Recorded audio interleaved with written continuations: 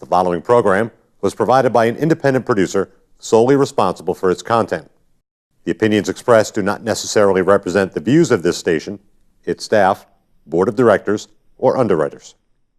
Hello, I'm Carl Seidel, host of The People's View.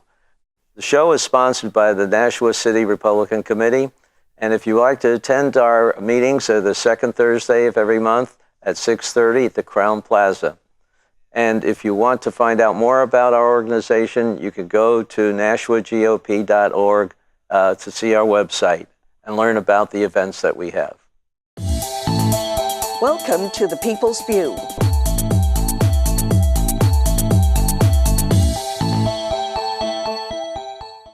Hello, and welcome to The People's View, the legislation issue.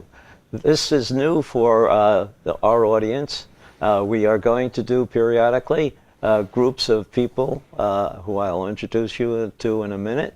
They'll discuss either coming legislation or legislation that's already been enacted with problems. So we have David Schoenman, who was an alderman. We have Kevin Avart, that works. who was a senator. And yeah, Bill state Ohm, rep. and state rep too. Yeah, that's right. We came together in 2010. Yep. And then we have Bill Ohm, who served on the Ways and Means Committee, and I was on this Public Works Committee. But we're going to talk about different legislation. And Bill, would you start us off with our first topic? Yeah, thanks, Carl. I'd like to look at the newspaper to see what's hot that affects the folks in Nashua. And right now, today, Wednesday's paper, December 19th, said Eversource balks at purchasing wood power. This relates to a renewable energy bill, Senate Bill 365, that passed the House, was vetoed by the governor, and the veto was overridden. So the concern that Eversource has is the cost of electricity for the folks in Nashua and other parts of New Hampshire. And they're saying, well, if I'm going to buy the wood power, that's going to be at above market rates, and I got to pass that cost along to my ratepayers, and they're not going to be happy. So I'm going to appeal this decision by the state to require me to buy this power to the Federal Energy Commission and let them sort it out. If they order me to buy it, I will, but if not, we're going to hold off until we're required. And then if you're saying that there's not going to be an increase if they don't have to buy it. Be less of an increase. It looks like without buying it, there's a 0.5 cent increase coming our way for all the folks in residential customers. And also, it looks like if you're a commercial customer who may have bought power outside, if it's going to cost you about 4 cents a kilowatt hour extra to buy it now from Eversource, they don't own the plants anymore, so they have to buy it at retail and pass it along to our businesses, which are really a problem for cost of power in New Hampshire. Businesses especially, I mean, they're complaining as it is now. We don't want to lose any gains that we had. Yeah. But I think one of the first questions to ask, though, is why didn't they do this in the past? And of course, they already announced a rate hike. We actually tried to get rid of, we did get rid of the electric consumption tax. Shortly after that, they bumped their rates. This is before 365 was passed. Yeah. And it's kind of curious that they're balking at this now. There are other things that are much more expensive than the biomass plants, which is the transmission lines, which we just saw. There's going to be another increase in that. Keeping in mind that there's going to be a $4.6 billion increase in our grid. That's a lot of money, and that we're going to have to absorb it. So part of the strategy is to reduce our dependency on the transmission lines. One of the things that the wisdom of the legislature did 20 years ago, or whatever, they created all these biomass plants as a way to at least reduce our dependency on, back then it was oil, now it's gas. I think this is like smoke and mirrors at this particular time for them to do this. They're, hey, look over here, we're going to fight this, but by the way, we're going to give you a big charge over here with your transmission. Yeah, well, we have to be very, very careful about the overall cost that folks at home are paying, and certainly businesses too, because if a business is going to move into a state, they're going to choose which state they're going to expand in or move into. One of the things they're going to look at is cost of energy, because if someone's going to manufacture, and that's the kind of business we want, someone's going to manufacture, they're going to need power to do that. So here we have, I think, a reprisal of a problem that we've had for a long time. That is when we start to legislate policy that has unintended consequences. We moved away from coal and oil, maybe to biomass at the time, because we wanted to maybe save the planet or reduce our dependency on oil or whatever it was. It was a policy decision, not an economic decision necessarily. And I think that those who advocated for buying power from the biomass plants are doing so with a policy goal. And there is, I think, a very good policy goal. We have to manage our forests. We have a lot of forests in this state. I'm a pilot. You know, I fly every day, just about. And anyone who says we're running out of trees has never flown a small airplane over New Hampshire. There's trees from horizon to horizon. We're all forest in this state. And those forests require management. You look at what happened in California when the forests weren't managed and these huge fires. We don't want that kind of thing here. So we have to manage our forests, which means we have to selectively cut. And we selectively cut. There's byproducts that we need to do something with. You don't just bury that. And It's there is a wood cost chips, to that. and there's a cost to it. So we need to do something with that. One of the best things we can do is to burn it. But we have a history of I think, I've had this tension between making purely economic decisions, which is where do we buy the power, at least cost, to save our businesses and to save our homeowners money, versus what do we do for policy. I think when the Bow plant went away from coal, for whatever reason, we had all these stranded costs, and coal is a great way to go. It's abundant, it's inexpensive, and we get great value for it. And how much did we spend on that scrubber? Oh, yeah. I think over $400 million. more than that. That's not funny. We have the cleanest coal plant in the world, and they really don't want us to use it. What kind of policy is that? I think it's a terrible decision. I really think in our grid, one of our major costs are the transmission. And across the country, that is, for some reason, we're a lot higher at an unfair rate. Why? Let me just kind of break that down to the two major parts on the electric bill, talking about what the consumers are going to be facing. Right now, we're facing about 18 cents a kilowatt hour for residential power in New Hampshire. And about half that is the energy cost. The other half is transmission, distribution, and legacy costs. The problems associated with Seabrook that were being paid for by the legislature, the $400 million of the Bow Power Plant scrubber being paid for through legacy cost. So I think the important point here is whatever decisions are being made for source of power, they're made with consideration of the full cost cycle of that. Right. Well, we had a little saying in our committee after we had that study committee of 125. And that's available on the website now. And if you just go to the committee report, I think it's like 58 pages of what we discovered. It was bipartisan. And basically, I was just taking it in. I didn't really have a full grasp of, and I can be honest, I'm still learning. Energy is very, very complicated. It's very complicated, but it's on. It takes a lot of energy to figure this out. SB 125 and its final report, and you can go through that and sift through it and see what we found. But we came up with a little saying at the end of it, and it was, "The pie don't lie." If you look at the pie chart, at the costs, transmission, which we have very little say over, that's the feds. Transmission is out of control. We want reliability, we need reliability, but in our area, that's one of our biggest costs. You look at your bill. The biomass, it's this part of your pie, the transmission's this part, and distribution. So what can we do to reduce our dependency on transmission? Well, one is either the biomass and, of course, the hydro, which we had an opportunity with 446 in Nashua. And solar. And we could have generated a little over 3 megawatts just for our locals. They can generate their own on 446. That's going to come back, and they're gonna doctor it up a little bit so it's not as subsidized, I guess, if you want to use that term. But it's still the smallest part of your bill. How do we reduce our dependency? And I think that's one of the things that we tried to solve, thinking outside of the box. If we can allow certain municipalities and large corporations to develop their own generation, up to 5 megawatts. Anything after that, then ISO gets involved. That's kind of a win for everybody. because now we're taking away from the draw on the transmission. And I think we were just trying to think outside the box. Well, is it because we didn't look at all these things thoroughly before? I think so. I mean, you have stranded costs for the Bow power plant, stranded costs for the nuclear plants. Do we have stranded costs if we close down a biomass?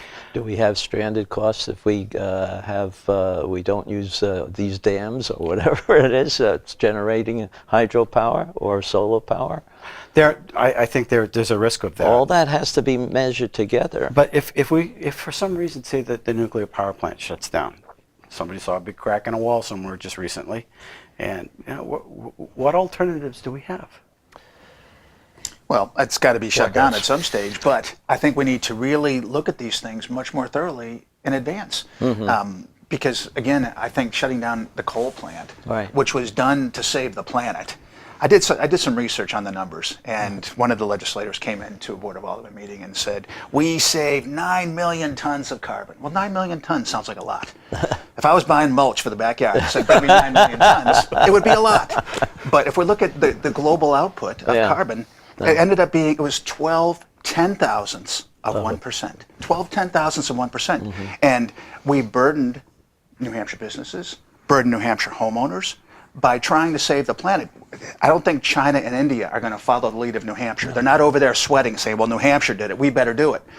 It's nice that we can be responsible to the planet. I fully agree. But if we do it unilaterally, or if the United States does it unilaterally, then we're just burdening ourselves, because coal is a source of cheap power, and the other sources that we have are more expensive. So there's all these ramifications to making these decisions, and whether it's biomass or solar or hydro, it isn't just a short-term decision. What are we going to do in this legislative session? It's much longer reach, and we need to think that way. But I don't know that politics provides the mechanism. I've done a lot of thinking about politics. I don't know if it provides a long enough term perspective for people to make a wise decision. Energy is really a hot button issue, and there are very rigorous emotions. There's some very hot emotions with it for people that don't want gas completely. They don't want a whole host of things. Other people don't want bio. The emotions run so high, so to try to think without offending somebody or getting somebody miffed at you, it's impossible with this particular topic. Yeah. If I could just kind of move on to a related topic, which is the Site Evaluation Committee Commission. This is the group that looks at kind of the last parts of siting for power lines and transmission lines that you were talking about, Kevin. And one of our good friends, Michael Vos of Epping, former state rep, was going to be appointed by the governor to be on the Site Evaluation Committee. Mike is the person who served on the Energy Committee, who knows quite a bit about electric power and transmission cost. And it looks like the Executive Council has vetoed the appointment of Michael Vos, one of the smartest guys on this topic, for political reasons, because Michael was a supporter of getting hydropower in from Canada, which is about the cheapest power you can get, water over the dam. And if we could bring that to New Hampshire, that would lower some of the costs that we're having to buy power from. But it looks like this has got into a political situation where now the Executive Council has vetoed probably the best person we could put on this commission. And again, it's a thing that is being held up because people don't like the poles to transmitting. Yeah. Well, it's going to be going through towns and where some of the people weren't even talked to. So, well, don't the towns get a little bit of a cut by charging them some kind of fee for the towers? That may be, but I think a lot of people looked at it as an extension cord. It's going into Mass. It's not really going to be reducing our particular load. And so, well, we'll get something out of it while they transmit the rest of it down further. Right. 10% of the power is going to go to New Hampshire at the hydro rates. And I wanted to follow up on Dave's comments about the forests in New Hampshire. If you're cutting a power line through the forests of New Hampshire, who's going to see that? Nobody should see it if it's a line through the forest. I think they were going to bury some of it as well. Yeah. But That's right. Bury the top parts. I don't know, was it Bridgewater or Plymouth that was going to go right through the downtown, though? And some of these towers are actually very, very tall, too. So, again, flying, you see some lower lying lower level transmission lines, like the kind we see on the streets around here, and you hardly see them. But a big transmission line, big tall towers, they're taller than trees, and it is an eyesore. And I have a lot of sympathy for the folks up north because, again, I don't think they created this problem. I think, frankly, Concord created the problem by some of the short-term decisions they make. Yeah. And why is it now the North Country's problem to try to fix it for us? I'm not sure that it is. One of the things that I think that could be done, or should be done maybe, to make this more attractive is to make sure that more of the power comes to New Hampshire, make sure that somehow there's a benefit to it. One thing that I also understand is that we have to have a certain number of, a certain amount of power generated by environmentally friendly sources, renewable energies. The large-scale hydro doesn't count towards our renewables. I think it was Why? Maritaki raining wanted. someplace. We tried to fix that once before, and I co-sponsored that bill. And whoa, That would solve a lot of problems because if we had sure. if we had the hydropower As- and it met the requirement for renewables, Right. then we could afford to do more with less expensive power. And the downside to that, okay, the long-term consequence to that is it would put out a bunch of small hydro plants because they wouldn't be able to compete. So there again is the subsidy issue. It's a real huge balancing act. It's a hard thing to weave, but that's why we had such resistance for that, is because But you got to learn to balance some of those things somehow. Sure do. Sure. I mean, I think that's a false way of really shirking your duty. it's just when those chainsaws come out, and they're up at the Capitol, but the people speak up, and it is also our role to our job to listen to them. Right. Of course. So it's just it seems like a great idea, and why not? It's common sense, and until somebody comes up and says, "Well, you just put my family out," and Well, I think the objection is that if you have low-cost power coming in, you now make it more difficult for the renewable plants to compete. Right. That's right. So I think there's some self-serving interest here for these plants that are not in the best interest of the public by opposing hydropower coming into New Hampshire. Again, the small-scale renewables, if they're not economical, they're only doing business because of, I think, short-sighted legislative decisions that got rid of less expensive, Right. Maybe fossil fuels. So it created this false economy. And anytime you manipulate an economy, and we're talking about water. An economy is like water. Water seeks its own level all the time, and you always reach equilibrium with water.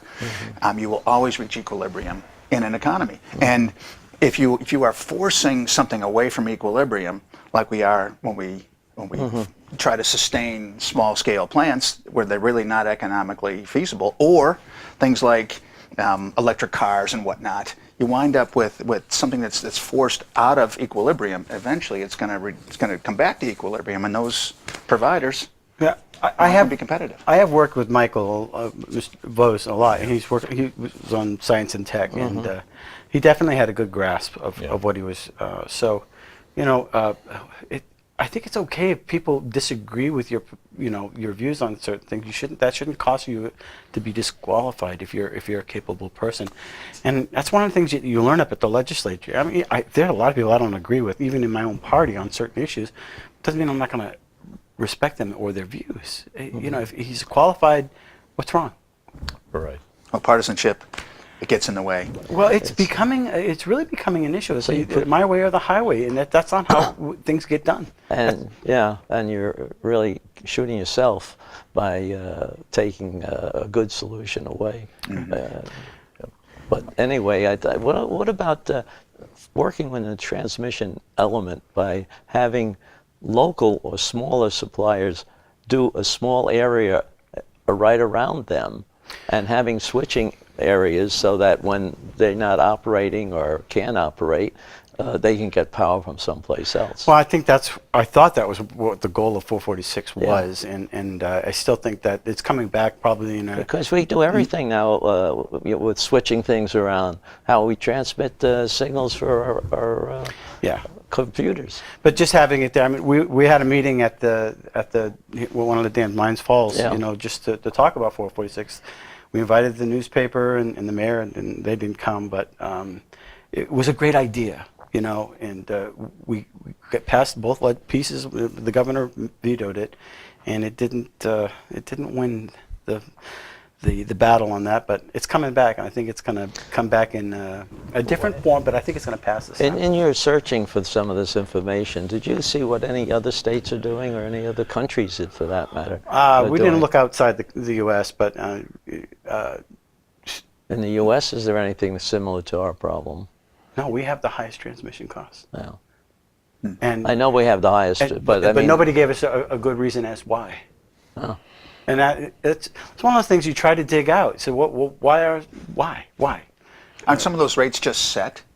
And I understand that the built-in profit margin is pretty high in the typically set 9% rate. for Well, it's investments. 10% for transmission, 9.6 for distribution, and That's a pretty nice guaranteed profit. it's a guaranteed profit. I'll And take it. Our responsibility as stakeholders from the state of New Hampshire's, we own 9.6% of that reliability.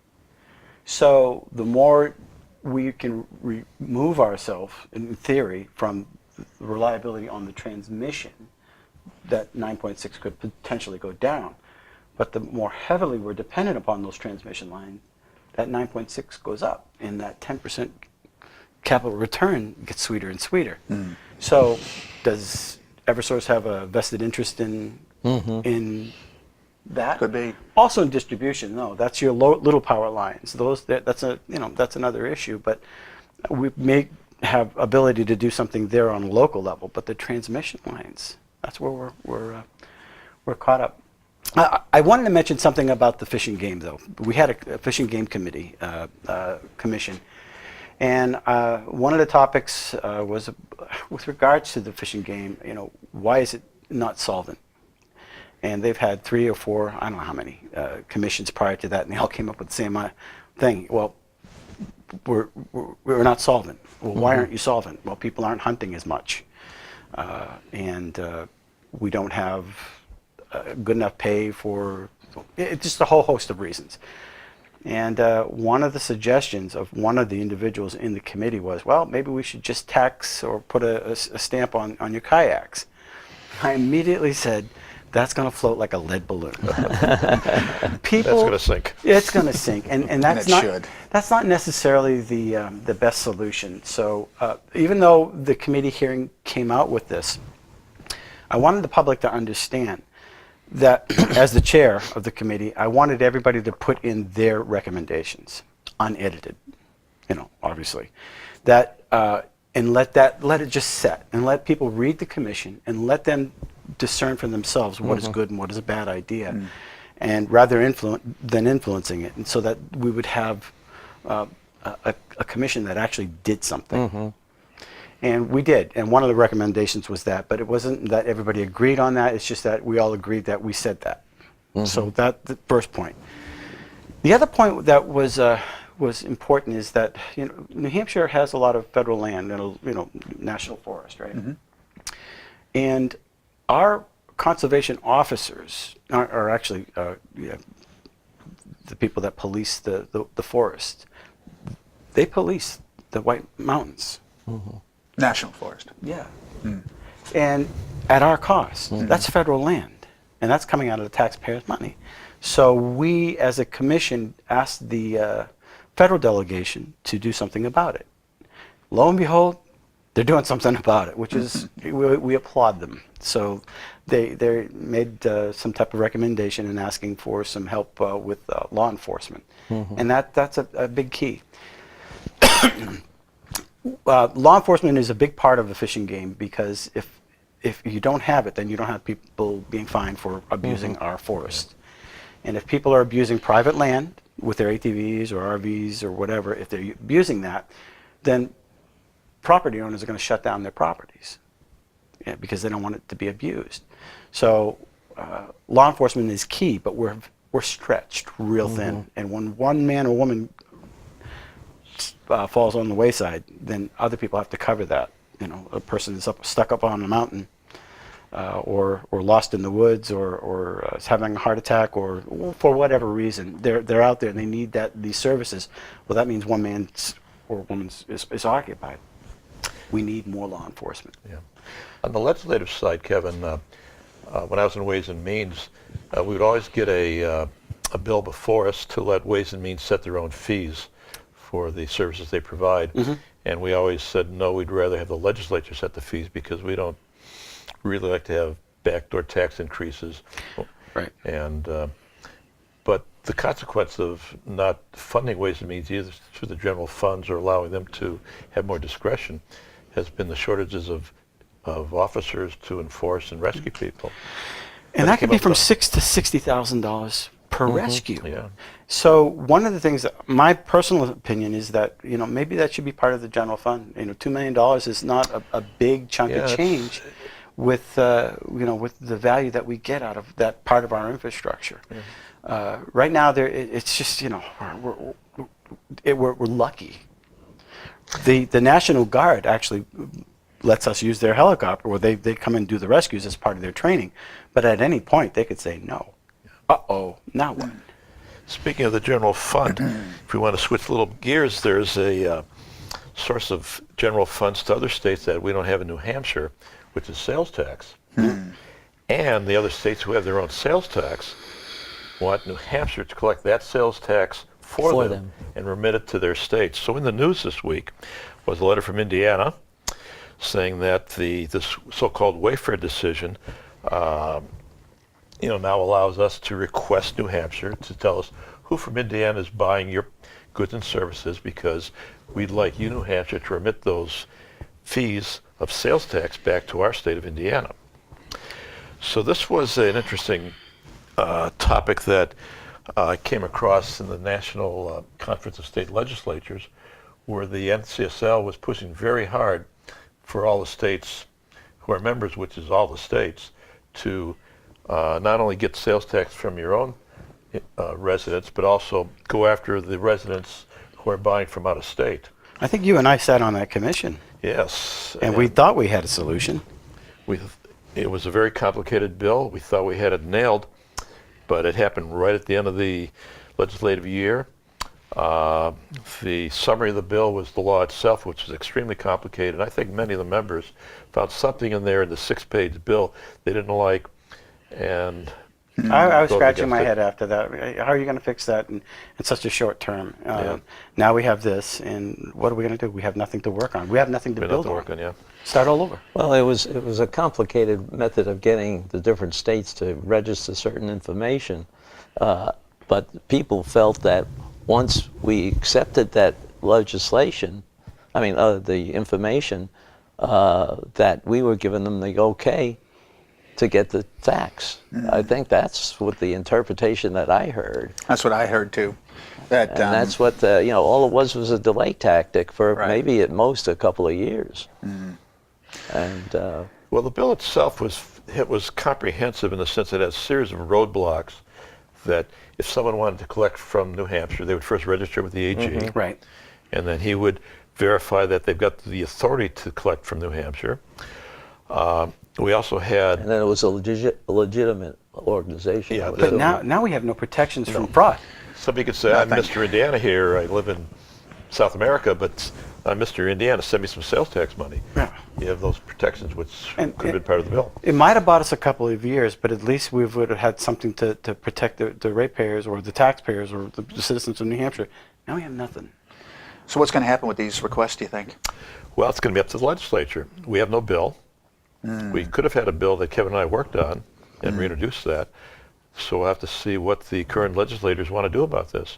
My worry, and this is a serious worry, is that, well, if we have to put some infrastructure in place to collect this out-of-state sales tax, why don't we just take a little piece of that for ourselves? Like maybe only 1% sales tax. Admin free. Administration fee. Well, everybody has that. Now we have a sales Everybody has tax. that. Yeah, so it starts New Hampshire on the path to put infrastructure in place to collect the sales tax. Right. And there are those here who really want us to have a sales tax. Absolutely. Is that exactly what they want, us to collect the sales tax, or to tell the companies that are selling stuff to handle it themselves and give the sales tax that is owed by the purchases from that company to the state? I think that's what they want us to do. But once we're involved in that, if the legislature has any authority over that, then if the legislature does anything, wasn't there a cost associated with that? Oh yeah, everybody who collects tax gets a cut. What's frightening now is that we have a legislature that is very pro income tax, That's right. sales Yeah. tax, and everyone that ran and that took down the Republicans, they wanted to increase taxes so that they could, well, for whatever reason, so they're have not going to be. spending that they never have enough dollars for, so they're looking for more revenue to satisfy these. Right. But there will never be enough. Well, you There'll also be never enough. have another complication that there are some larger companies that are doing it now, that are taking it. So There's some small companies that are doing it. Fulcino's Vineyard here in Hollis, New Hampshire, he doing does that? it. Yeah, and that's voluntary. He's yeah, collecting tax? yeah, For they out of pay state? the tax themselves. Right. Okay. Cost of doing business. That's right, as Oh, I opposed see. to doing business. That's what I'm saying. Completely separated from the administration of the state. Fulcino's Vineyard. And by the way, this guy all teaches right. how to fly at the airport. So You'll get your shipment Fly out fixed. the Fulcinos all the time. That's right. that's right. We can deliver. I have no problem plugging nice local businesses. Yeah. That's right. But isn't that a problem? I mean, can the state just ignore the state getting involved and letting the companies? It's going to be decide hard for to answer themselves? that in 26 minutes, but just listening for hours and hours and hours of the hearings, it's very complicated. It's some very, very smart people in the room that just after a while I mean, Did anybody check? There's 4 other states that don't have sales tax. There's Florida, right? I think Yeah. Florida's one of them. Well, they have a sales tax, not income tax. Oh. Yeah, there's a couple that There don't were have 4. income taxes, but I can't remember if it's Oregon or Washington. One of those is one of them, and I think one of I forget where the others. Well, something to be on the radar for something certain. to keep us busy. That's It'd right. be nice if our congressional people would take this up and Hell, they settle get the it issue. to handle their own work. They want to go home for Christmas. Right. I think that was really terrible about the ones that weren't elected leaving early and not coming back. Well, some people say, well, they didn't have a place to stay. Well, yeah, I know their offices were already being remodeled. so the curtains for were already somebody. put up. So sorry, but Yeah, it's what do you do? Yeah, but you give them it's a the conference commitment room. that you make for service. Yeah. We do it. Yeah. Yeah, we're volunteers, House, Senate. We are volunteers. We volunteered even when we were in there. Yeah. And that's really how it should be. But and those that made the commitment, no, finish it out. Do what you were told to do, and they didn't. And so they're paying the consequence. So I for it. think we have to hold their feet to the fire. We have to make them do their job. Speaking about elected officials, also in the news this week, 78 cases of potential voter fraud under investigation. How about that? Finally, Finally. if I had 78 more votes, I would have won. Well, I'll tell you, would've when I won in 2013, I won by 5 votes. 5 votes. So that's all this talk about widespread voter fraud. We don't have widespread voter fraud. Well, we don't need widespread voter fraud. You don't We need a need lot. one person. One person. And when I was talking to Secretary of State Bill Gardner, when I signed up to run for Senate, we had a conversation about voter fraud. I had just seen it in the paper, and his history with all the recounts that he's done over all these years, and all these races that ended up being one way or the other by one vote. We don't need widespread. Victoria we Sullivan, need one lost all her. we need. Well, we've had in my ward twice, the last 2, not the last election, but the 2 before it, where it actually changed who won a recount. Because they found out that the things were all marked up crazy, Right. and the machine couldn't count it right.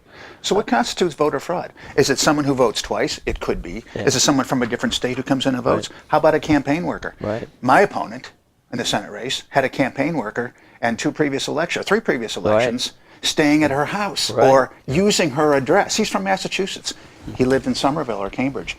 I know that's only a 45-minute drive. 45 minutes from home, and he voted in New Hampshire using that address.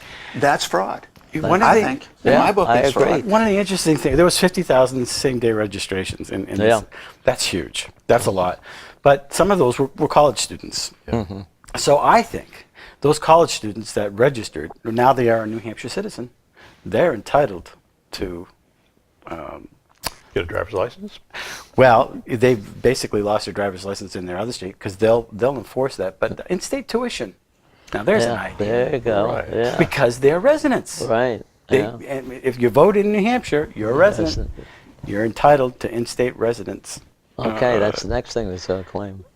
You know, I think that's a great Maybe idea. food stamps too, Yeah. or whatever Well, kind But of. they're a resident. Yeah. Well, UNH frowns upon claiming to be a resident for voting and being a resident for tuition. They got very strict qualifications to get tuition rates. Interesting. And if we said, and one of the bills we had talked about in the previous term was, well, let's just use the same Yeah. definitions for, say, Right. tuition as That's for right. residents Voting. for voting.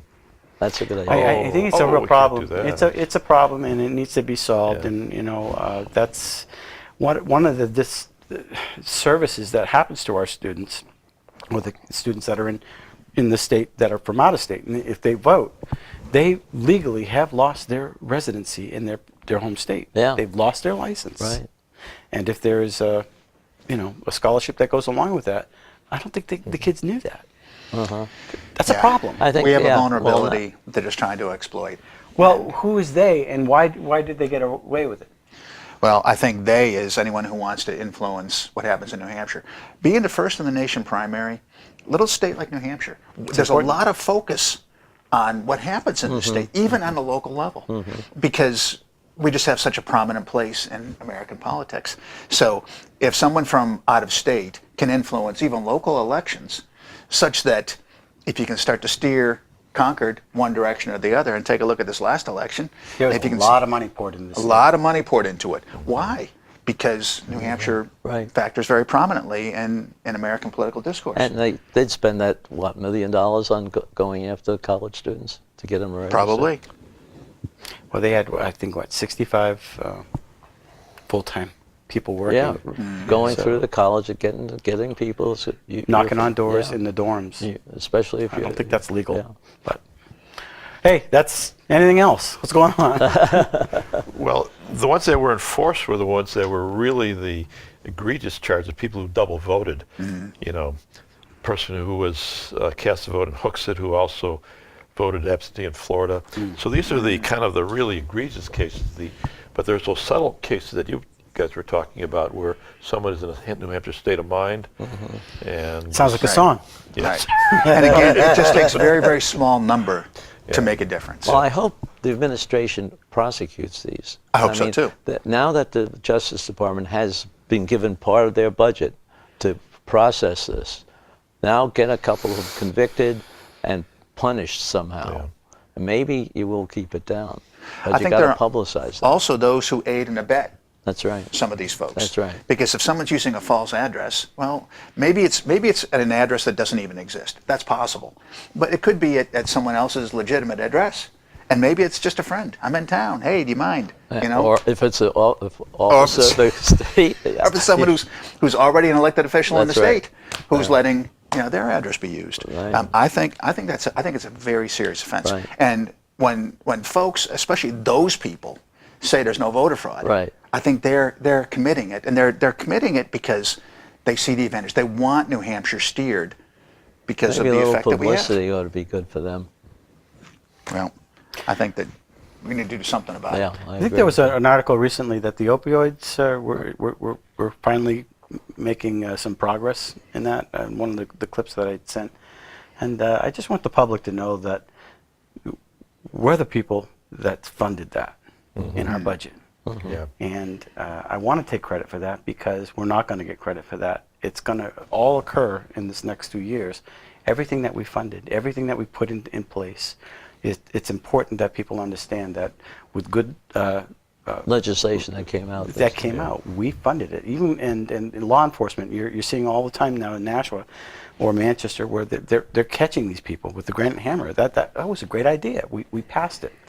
So I just I want to thank you folks. You're in the House. I was in the Senate, but we did this. Yeah. I And, think we ought to take credit for that, and it's going to be good results on the budget too. Yeah. With the tax cuts that we have, we still increase the amount of income. Correct. And There's something else I think we need to point out in that too, as we're going forward for the next couple of years. We reduce the taxes, which increase the income. We want to see if that's maintained. We spent money on things like opioids, and we added a lot of money to the rainy day fund. Right. That's a dangerous thing. That's a pocket full of money, which should be for a rainy day. but I fear it's going to get raided.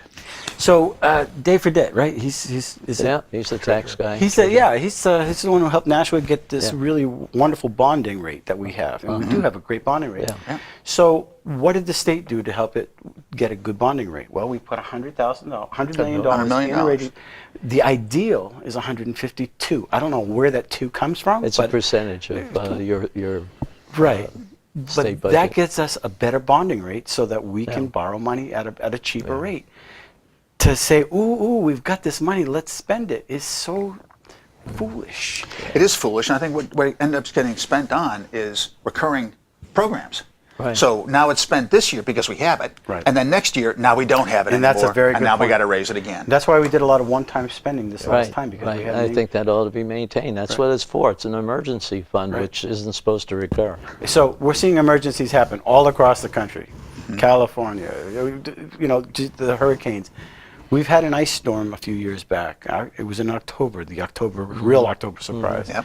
That could happen again. Yeah. We could have a natural disaster, and we're going to need some funds. Instead of having to borrow it, we got a little cash reserve.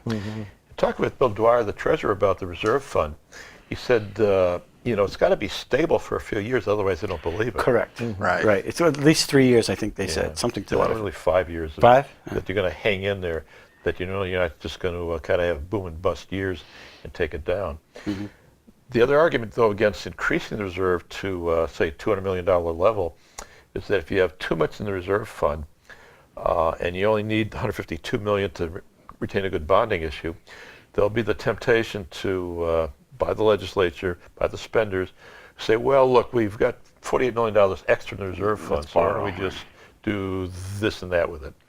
Right. And as you pointed out correctly, if the this and that is a recurring project and the revenue tends to take down a little bit in the subsequent years, then you're really squeezed on programs that are having to be cut instead of just one-time activities that you can do once and not have to worry about again and again. Right. So I think folks at home need to keep a track on that. I think we should do it too. Let's keep an eye on what happens in the next 6, 12 months, 2 years. What happens to that, to Very the balance much in as that, the in that budget's fund. tough. And I fear, even though we're not going to make it to 152, I think it's just going to be worked down to 2. The point you raised, Dave, was the tax cuts, and this is so important that the tax cuts actually brought in more dollars Right. with lower rates. Right. And that's the way it works. That's, I think, the Republican position on an economy is that folks want to be productive. That's the way that human beings are made. We want to be productive, and we want to enjoy the benefit of the time and energy that we put into an endeavor.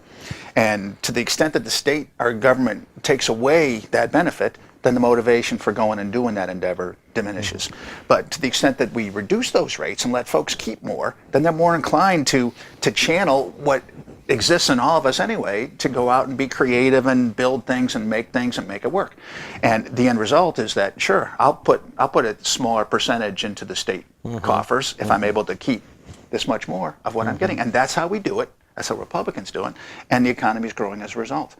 So to see that business as a cash cow or a money tree and say, well, we got to make those guys pay their fair share. But They're there's already risk on paying the their fair horizon share. right now. If you look through the LSRs that yeah. are being proposed, there's proposals to reverse our tax cuts. That's a huge mistake because, and as much as reducing the taxes stimulates the economy, increasing them is going to destimulate the economy, and that's bad for everybody. Is anybody saying anything on school choice and the charter schools? Is there? Oh yeah, there's some things on charter schools and stuff. You don't wasn't see good. the content of it. You only see the titles right Right. now. Right? When does that come out? Do you know? It shouldn't. They should be out soon. Be accepted. I think that's a concern for me because I think as we're seeing the science tech here and Well, we're going to look at it as a group. We'll look at this calendar to see when hearings are going to be, Right. and which ones are whether some of the discussion is leading to more spending or inappropriate spending. I know there seems to be a lot more people interested, at least in my circles, I'm hearing people wanting to keep track of more and more bills because people are very worried. Yes. And I know Nancy West, she has that in-depth news. She wants to start videotaping and watching how these hearings go. I really think that the public doesn't have a full grasp of what really happens in a committee hearing. You know, we see these snippets, these headlines. You know, we can talk about them because we've lived them 5, 6, 12, 32 hours per issue, and listening to all sides. And so when somebody comes in and derails the things or try to misinterprets what's happened, they really do a disservice to the public. And you can hear all sides if you're in a committee hearing, but how many committee hearings have you seen in the last year that had over 400, 500 people? No. Right. 20, 30, Or 100? even the subcommittee hearings, which sometimes work out the finer details of the bills. Right. Where you're talking back and forth and you're trying to refine the controls that are built into the bill. They don't see that. No. I'll say one thing about being on the Board of Aldermen. All of our meetings, our main meetings, full board meetings, committee meetings, everything is televised. And that's a beautiful thing. You know, I could walk through Market Basket and I could run into someone who I didn't know. He'd say, I saw you, dude. I'd be like, That's my did I do favorite good store. or bad? Did I do good or bad? That's He said, my "You did favorite okay." store. I can't know? get past the bread aisle before I run into at least somebody. That, But I see people there all the time, Yeah. and there are people that are watching. And I'll tell you this: the turnout for the municipal elections is low compared to this last cycle, for instance, and certainly compared to a presidential. But the folks who come out are informed, and I think they're informed because they're watching Channel 16. They're watching, and maybe if the state meetings, if the committee meetings up in Concord were televised, somehow available at least online. Yeah. But there's a camera in every single meeting. The ones that are off-site, and we have cameras built into the aldermanic chamber in various places, and you can watch them. That would be a very good service, and I know that we've talked to Dick about that in the they past. do a good job here with If that. the governor Yeah, could come up with that, it would do a great service for the state of New Hampshire. I think one of the biggest problems we have in our elections is, frankly, the uninformed voter. When people complain about the nastiness in politics, the nastiness in politics is about going after the uninformed voter, who's going to listen for only a snippet. And that snippet better be juicy, It was or they're Benjamin not going to pay Franklin. attention. And Benjamin Franklin's the one who said an informed public is the key to liberty. And Very important. And they're not seeing what we're deliberating over. I think that they're interested. The folks, at least, who pay attention to the municipal stuff are definitely interested. Maybe They're our watching. audience can go talk to their representatives and see what they could push that through. I think that'd be a very good idea. I mean, they could actually. start just with the finance committee, which has everything, and Sure. you get the little long hearings. But if you want to be put to sleep, you can be put to sleep too. Well, you know, That's true a too. lot of the meetings in Washington are televised on C-SPAN. Yeah, Right? that's true. You That's can right. watch these things, and some of it's kind of boring, but it's also interesting. It's got a certain fascination because these are the folks who are making decisions that affect our lives, and we should know how they conduct themselves. We should know what they have to say. We should know what they're advocating for. Speaking of things that affect our lives, the local politics, things that happen here in Nashua. I think it was you mentioned that the school board's 60% of the budget. Yeah, That affects our lives. that's right. Who are the decision makers, and where is that? I'd like to see some of those sessions on TV. I'm not sure you'd want to. You've read about it in the paper sometime. The Board of Ed, it's a Well, then we can tumultuous. see whether it's being reported accurately. Well, that's true. That's true. I'm Because only they being take a lot facetious of- about not wanting to watch it. We should watch those Yeah. things. But the educational budget is huge. And I'll tell you that in terms of results, Nashua School District is in the bottom third of the state. That's significant. We're spending over $100 million, and we're in the bottom third of the state. and Why? because we're now one of the best places to live in the country. I noticed that one of And if they say how good our students are, but there's a conflict between that because we hear a number of the results. The Yeah. people that are graduating read at a elementary level, or they're writing. They can't write. There was an article in the Telegraph, I think, maybe it was Union Leader, back in 2011. So it's a little while ago.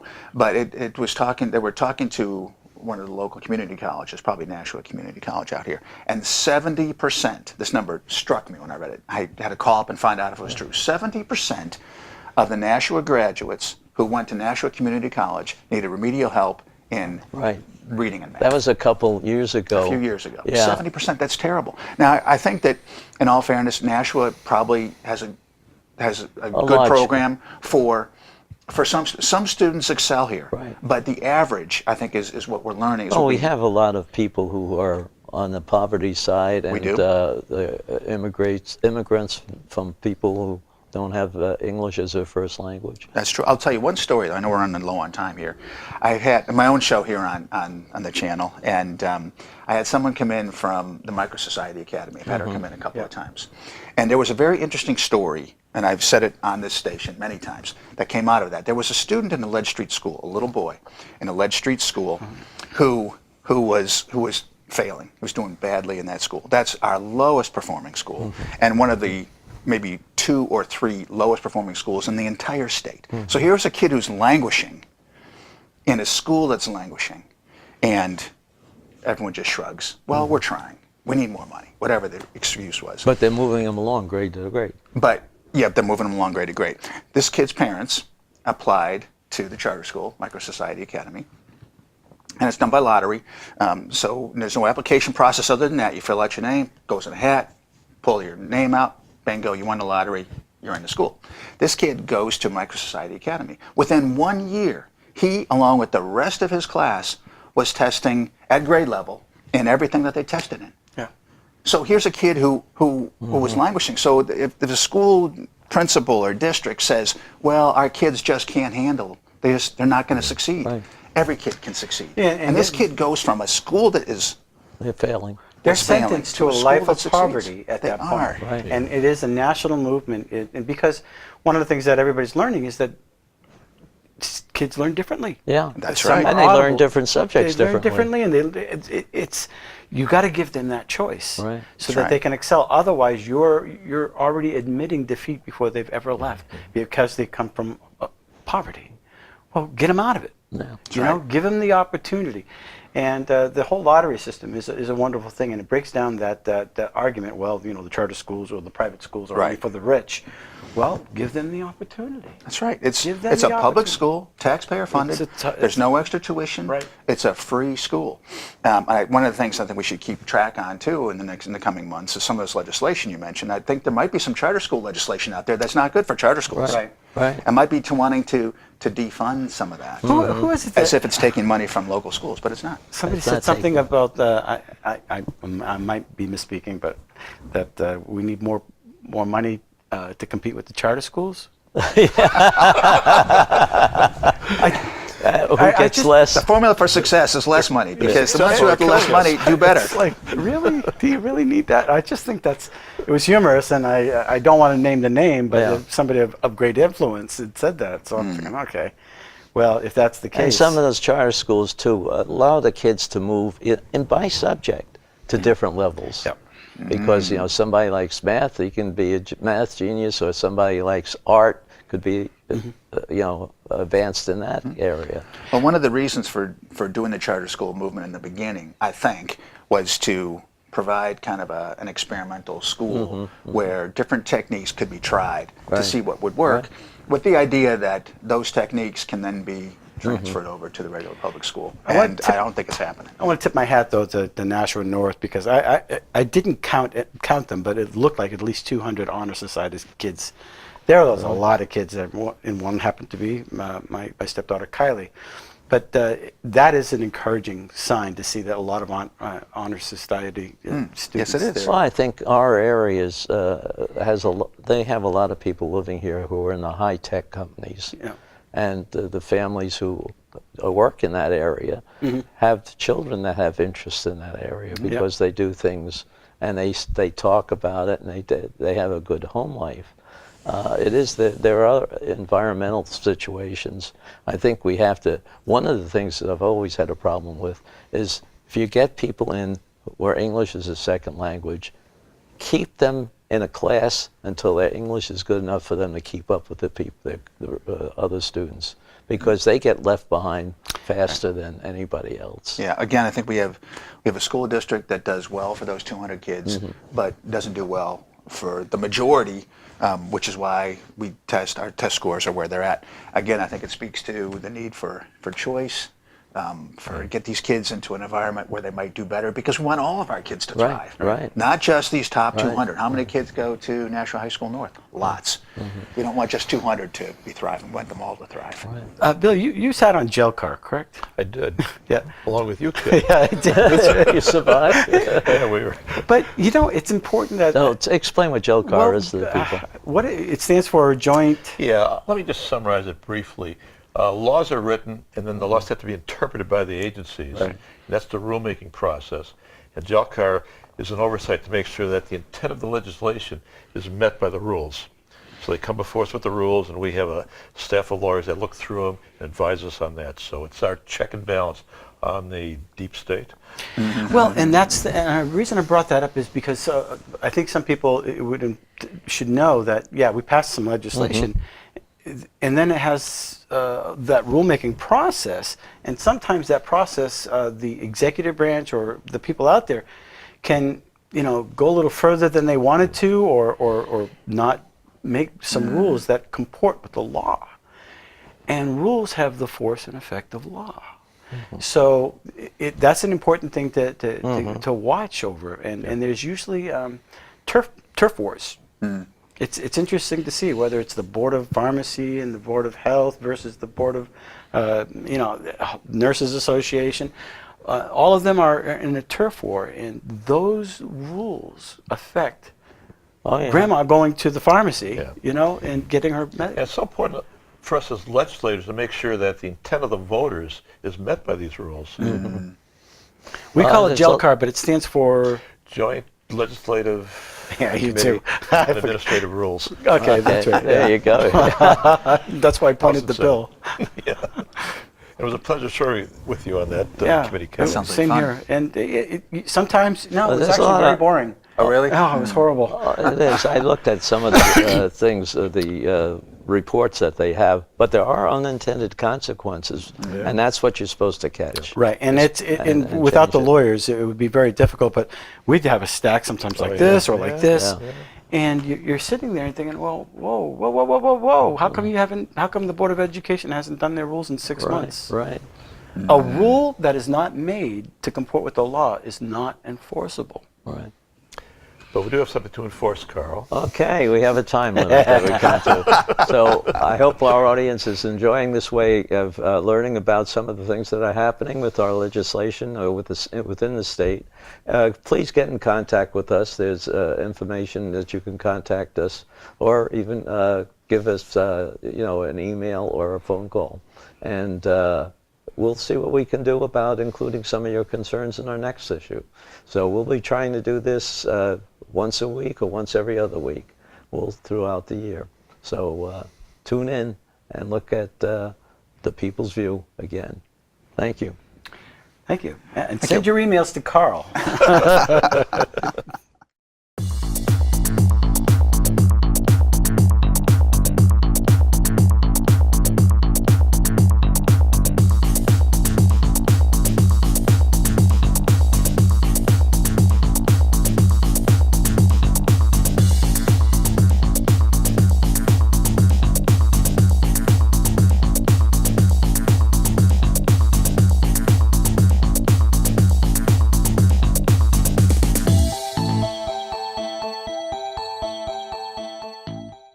The preceding program was provided by an independent producer solely responsible for its content. The opinions expressed do not necessarily represent the views of this station, its staff, board of directors, or underwriters.